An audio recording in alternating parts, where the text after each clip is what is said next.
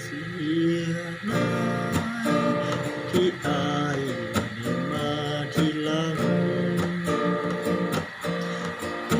บ่มีหวังจะได้เป็นเจ้าหัวใจได้เพียงเห็นหน้าตาสวยงามกว่าไผโอ้ยเจ้าสู้หลายเจ้าสู้หลายแค่น้องบ่เคยบ่เคยได้เห็นไผงามเท่ากับนงคำน้ำลายก็ได้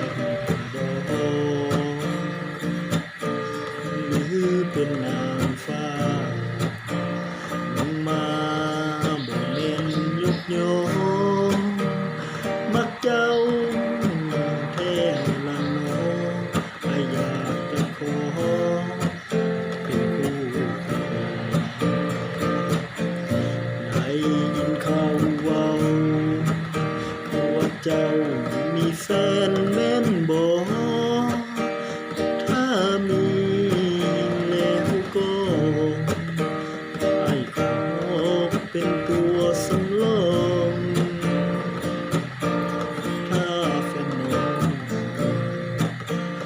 อย่าลืมบอกอายเด้อน้องอายจะมาจับจองเป็นเจ้าของจนตายอายได้น้อง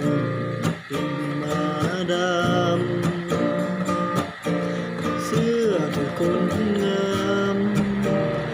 จะให้อยู่สุขสบาย